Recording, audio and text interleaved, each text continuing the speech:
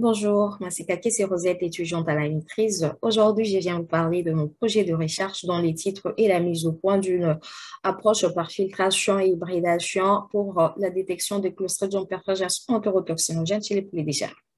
Cette bactérie cause de maladies d'origine alimentaire au Canada, dont le nombre de cas est estimé à 544,5 par 5 000 habitants.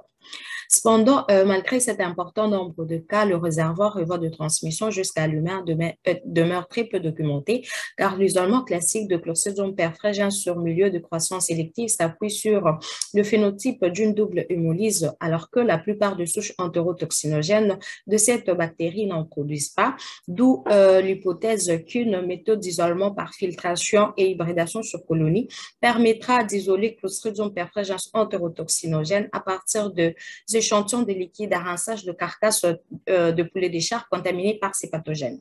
Sur ces deux expériences préliminaires ont été effectuées afin d'évaluer la capacité d'une sonde marquée à la dicoxygénine de révéler la présence du gène qui code pour l'entérotoxine chez de souches entérotoxinogènes de Clostridium perfringens à partir d'une extraction d'ADN génomique, de colonies CP+, d'une souche contrôle et d'une filtration de liquide à rinçage de carcasses de poulet des chars contaminés par cette bactérie. Comment cela a été réalisé? La première étape consiste en la synthèse de la sonde marquée, qui est une étape importante car c'est cette sonde qui nous permet de détecter le souche porteuse du gène CPE+. Puis vient les étapes d'hybridation qui débutent par l'impression sur une membrane de nylon. Pour l'ADN génomique, déposer l'ADN dénaturé sur la membrane, puis pour le colonie CP+, et les colonies obtenues après filtration des liquides à rinçage de carcasses contaminées. Imprimer ces colonies sur la membrane de nylon par simple contact, puis faire la lyse bactérienne, puis la préhybridation et l'hybridation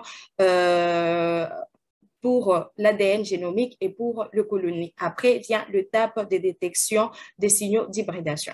Comme résultat obtenu pour la synthèse de la sonde marquée, le fragment de la sonde est de 333 paires de bases par rapport au contrôle négatif et positif qui sont de 233 paires de bases et 500 paires de bases respectivement. Puis pour l'hybridation, le signal d'hybridation a été observé à partir de l'ADN d'une souche entérotoxinogène TP+. La même chose a été observée pour le colonie. Les signaux d'hybridation ont été observés à partir de colonies de souches entérotoxinogènes CP+.